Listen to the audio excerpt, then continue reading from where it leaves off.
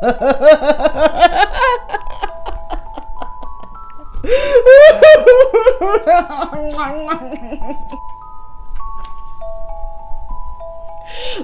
what? Hello everyone and welcome back to my channel, Leilani of Barbados Nursery. Today we're going to discuss the bond, the infantile bond between Prince William and Prince Harry, as well as some other things. Let's get into it. Prince William's feelings towards Harry revealed in unseen letters from Princess Diana. Personal letters from Princess Diana to her family's former housekeeper have revealed an insight into Prince William and Harry's childhood relationship. Diana sent the previously unseen notes to Violet Collison, who she affectionately called Collie, the head housekeeper at Park House on Sandringham Estate, where Diana spent her childhood years. In one of the letters, she wrote, "William adores his little brother and spends the entire time pouring an endless supply of hugs and kisses over Harry." This is William and Harry when Diana wrote those notes to her housekeeper. And this is William and Harry now. The article goes on to say that the collection is being auctioned. Collie witnessed the births of the 4 Spencer children, including Diana, and remained close to the family until her death in 2013 at the age of 89. So I suppose it is her family and estate that is auctioning these letters.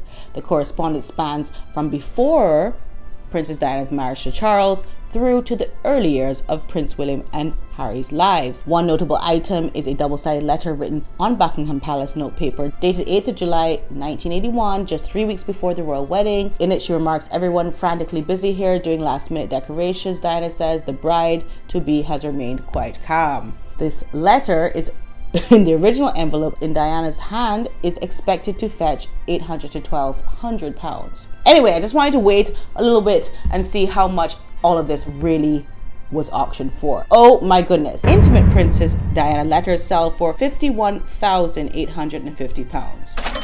What? I think that figure is very low. I just remember back in the day when Princess Diana passed away and all of her gowns and all those things were auctioned, whether to museums or private collectors. Those items fetched millions of pounds. So it's just strange to me that where are the fans? Where are the Diana fans? Anything that she touched at one point, the fans wanted to have, and I mean very wealthy collectors wanted to have.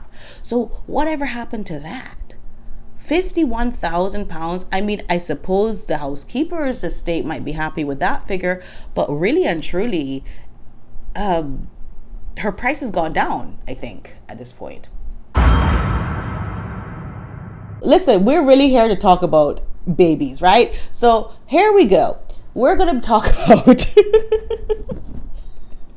Meghan and Harry, the whack couple of the year. Let's look at this interview. I just want to say on the face of this interview, this is a CBS interview that they're giving together.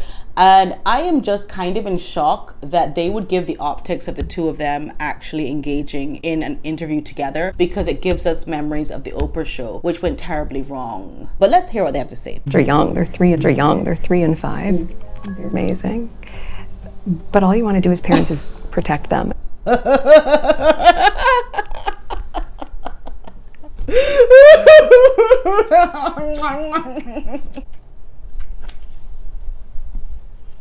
Girl, what? First of all, Meghan, why are you here? No one wants to hear your voice. It's upsetting. On the face of it, it just seems like two people who were not invited to a party that showed up. We never want to see them again in an interview at all. We never want to see them sit down and lecture anyone or reveal anything about anything ever again. Also, she looks very different. I'm not sure what it is about her face that looks very different. She looks a little bit otherworldly.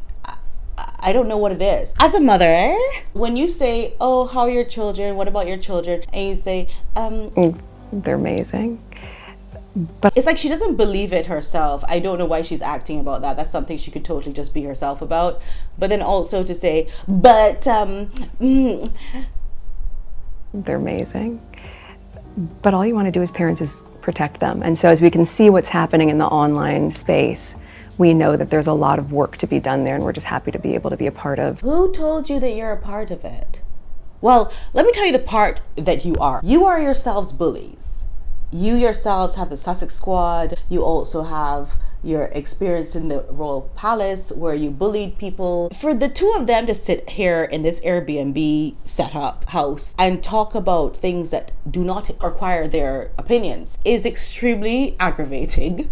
Oh, she's wearing beige, by the way. Also, she seems a bit annoyed. At this point, we've got to the stage where almost every parent needs to be a first responder.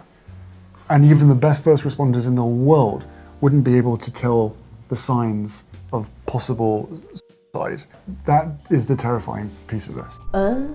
Okay, so every parent has to be a first responder. Not true. And then even if you are a first responder, the best first responder in the world would not see the signs of unaliving. What are we doing here? Why are we listening to you?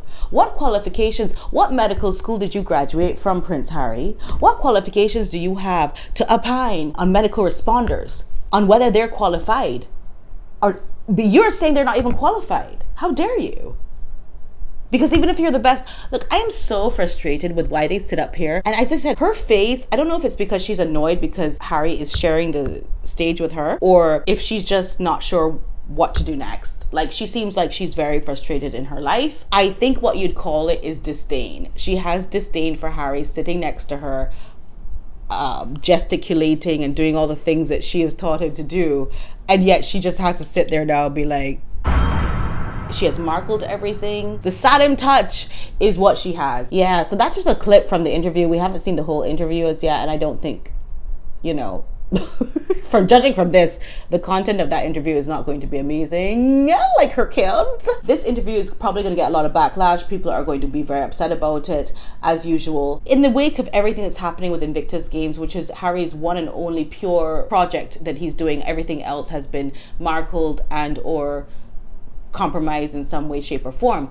But the Invictus Games has now got a spin-off, the Germany leg of it now, that's doing its own thing with its own new founder for 2024 in Dusseldorf. You have Dominic Reed, who has resigned from the Invictus Games as CEO, and he also did not mention anything about Harry in his resignation. He just talked about the fact that he was hoping that he had given something to the games as a athlete himself. It's just very sad that nobody wants anything to do with them. But when you look at this video here of Meghan,